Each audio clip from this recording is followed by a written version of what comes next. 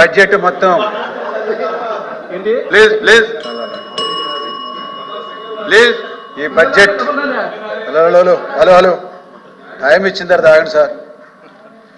ఈ బడ్జెట్ మొత్తం 2,94,427 కోట్లు. ఈ బడ్జెట్ రాష్ట్ర దేశ ప్రజల పన్నుల సొమ్ముతో వచ్చిన ఆదాయం అని చెప్పదలిచింది. ఈ సంపద సృష్టికర్తలు ప్రభుత్వాలు కాదు, ప్రజలు, శ్రామికులు, మేధో శ్రమజీవులని చెప్పదలిచింది. ఇంత పెద్ద బడ్జెట్ ప్రవేశపెడుతున్నామనంటే ప్రభుత్వాలు ప్రజల నుండి ఇంత పెద్ద మొత్తంలో పన్నులు వసూలు చేస్తున్నట్లు అర్థం చేసుకోవాలి. ఈ బడ్జెట్లో తమ కులానికి ఏమిటి, తమ రంగానికి ఏమిటి, తమ వృత్తికి ఏమిటి, వర్గానికి ఏమిటి, మైనారిటీలకు ఏమిటి, ప్రాంతానికి ఏమిటి, వనగూడేది ఏమిటి అని చెప్పి ఎవరికి వారు ఈ బడ్జెట్ని పరిశీలిస్తారు అధ్యక్ష. రాను రాను ఎన్నికల హామీలు, అధికారం కోసం నగదు బదిలీల బడ్జెట్గా, నగదు పథకాల బడ్జెట్గా మారిపోతున్నటువంటి వాస్తవాన్ని కూడా ప్రభుత్వాలు గుర్తించాలని చెప్పంటున్నా. వ్యవస్థలు బలోపేతం చేయడం ద్వారా కాకుండా అందరి అభివృద్ధి స్థానంలో వ్యక్తిగతంగా మా ప్రభుత్వం మీ ఖాతాలో మీ కుటుంబానికి ఇంత వేశాం అని చెప్పుకుంటున్నాయి అధ్యక్ష. అందరికీ ఉచిత విద్య, వైద్యం, ప్రజా పంపిణీ, ఉపాధి, వ్యవసాయం, రోడ్లు వ్యవస్థీకృతంగా మెరుగుపరిస్తే ప్రతిదీ కూడా నగదు బదిలీ బడ్జెట్గా మార్చాల్సినటువంటి అవసరం లేదని కూడా ప్రభుత్వానికి నేను సూచిస్తున్నా అధ్యక్ష. అదే బడ్జెట్ ప్రభుత్వాలు మారితే పథకాలు మారుతున్నాయి, కొంత ఎక్కువ తక్కువలు అటు ఇటు మారుతున్నటువంటి పరిస్థితులను చెప్పదలిచింది. ఆదాయాలు అంచనాల్లో చాలా వ్యత్యాసం ఉంటున్నటువంటి మాట కూడా వాస్తవం. ఉద్యోగులు, ఉపాధ్యాయులకి సంబంధించి చూసుకుంటే, పెన్షనర్లు, చిరుద్యోగులు చూసుకుంటే ఈ బడ్జెట్ మాట వరుసకైనా ప్రస్తావన చేయలేదని చెప్పి తెలియజేస్తున్నా. ఉద్యోగులు, ఉపాధ్యాయులు 4 లక్షల మంది ఉన్నారు, పెన్షనర్లు ఒక 4 లక్షల మంది ఉన్నారు, కాంట్రాక్ట్ ఉద్యోగులు 1 లక్ష మంది ఉన్నారు, అవుట్సోర్సింగ్ ఉద్యోగులు 2 లక్షల మంది ఉన్నారు, స్కీముల్లో పనిచేసేవాడు 4 లక్షల మంది ఉన్నారు. మొత్తం 15 లక్షల మంది కూడా ప్రజల్లో భాగమని చెప్పదలిచింది. వీళ్ళ గురించి ఈ బడ్జెట్లో మాట వరుస కూడా ఏం ప్రస్తావన లేదు.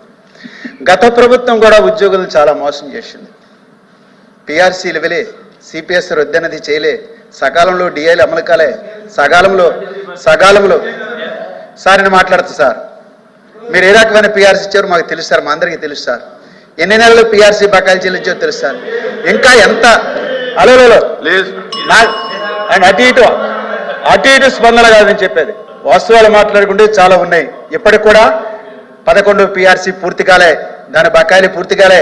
రాబోయేటప్పుడు ఎప్పుడో చెల్లిస్తూ ఉన్నారు. మీ కాలంలో చెల్లించాల్సింది రాబోయే ప్రభుత్వాలు చెల్లించమండి, వెనకడికి ఎప్పుడు చెల్లించండి.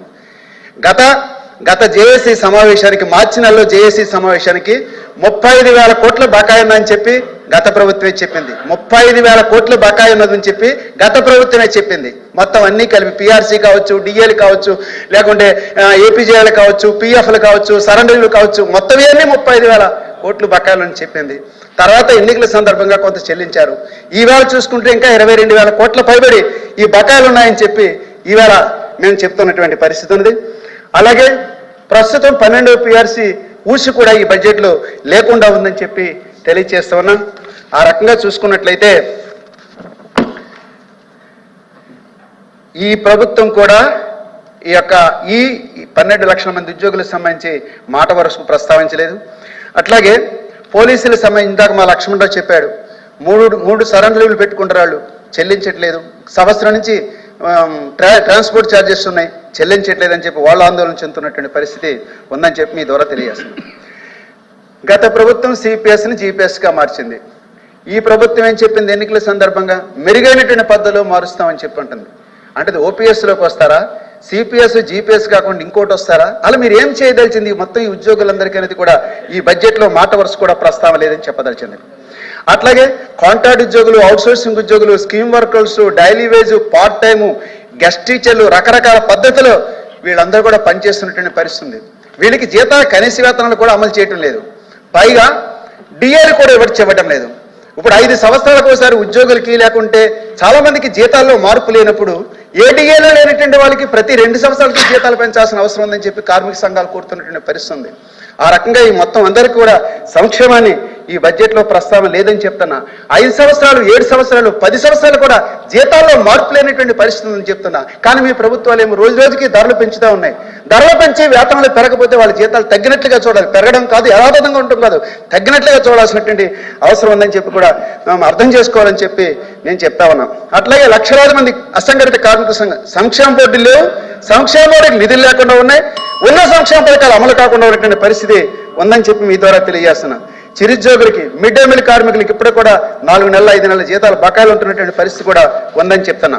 బిల్డింగ్ కార్మికుల సంక్షేమం సంబంధించి గత ప్రభుత్వం 1400 కోట్ల రూపాయలని వేరే ఖాతాలకు మళ్లించింది. ఇప్పుడైనా మీరైనా ఆ 1400 కోట్లు మళ్ళీ తిరిగి జమ చేస్తారా? వాళ్ళకి ఒక్క సంక్షేమ పథకం, భవన నిర్మాణ కార్మికులు ఒక్క సంక్షేమ పథకమైనా గత 5 ఏళ్ళకి అమలకపోతే ఇప్పుడైనా అమలు చేస్తారనేదని కూడా ఈ ఇందులో లేదని చెప్పి చెప్పదలిచింది. అట్లాగే కాంట్రాక్ట్ ఉద్యోగుల రెగ్యులరేషన్ గత ప్రభుత్వంలో కొంత మేరకు చేశారు. మిగిలిన మెడికల్ హెల్త్లో జరిగింది. మిగిలినటువంటి అనేక డిపార్ట్మెంట్స్లు ఉన్నాయి. ప్రభుత్వం ఎవరైనా ఒక హామీ ఇచ్చిన తర్వాత అది ఉద్యోగులకి మేలు జరుగుతుందని చెప్పి అనుకున్నప్పుడు ఆ మిగిలినటువంటి ఉద్యోగులందరినీ కూడా రెగ్యులర్ చేసేటువంటి విధానం కూడా ఈ బడ్జెట్లో లేదు. దాని మీద కూడా స్పష్టం చేయాలని చెప్పి అంటున్నా.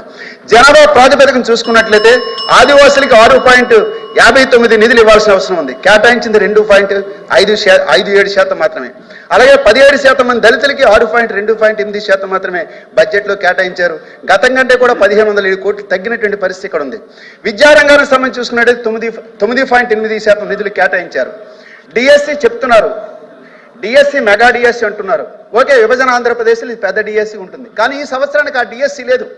ఈ సంవత్సరానికి ఆ డిఎస్సి లేనప్పుడు, అన్ని వేల ఖాళీలు ఉన్నప్పుడు కనీసంగా ఒక అకాడమిక్ ఇన్స్ట్రక్టర్, నేను చెప్పిన అదే గత ప్రభుత్వానికి కూడా 50,000 పోస్టులు ఖాళీగా ఉన్నాయి, ఒక్క పోస్టు భర్తీ చేయకుండా ఏం చేసుకున్నప్పుడు కూడా టీచర్ పోస్టులు భర్తీ చేయకుండా బడ్జెట్ అంతా ఈ ప్రభుత్వాలు మిగిల్చుకుంటున్నాయి.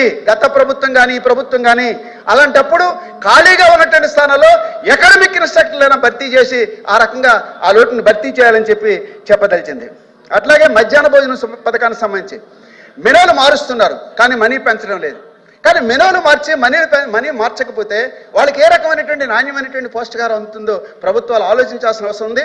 దానికి నిధులు కేటాయింపులు పెంచాలని చెప్పి కూడా నేను గుర్తు చేస్తున్నా. చేనేత ప్రస్తావన లేదు, కల్లుగీత కార్మికుల ప్రస్తావన ఈ బడ్జెట్లో లేదని చెప్తాను.